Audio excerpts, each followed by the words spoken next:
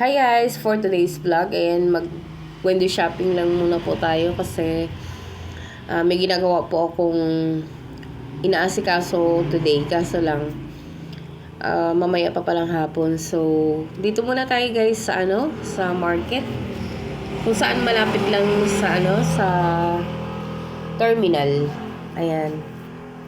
Terminal, and then malapit lang din sa palengke ng Angeles, Pampanga.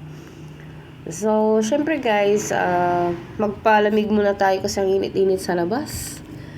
Alam niyo naman, pag mga bandang alas 11 na ng umaga, parang parang alauna na ng tanghali. So, dito muna tayo guys sa loob ng ng marketplace.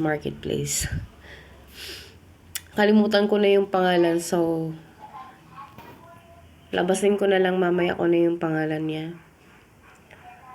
Nakakalimutan ko pa.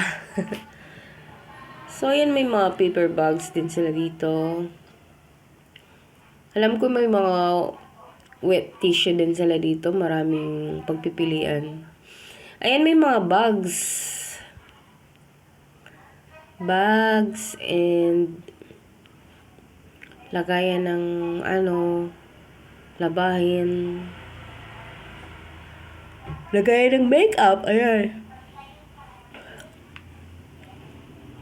May mga gamit din sila guys na gamit sa bahay. Sa taas naman yun. Ayan, gamit sa CR.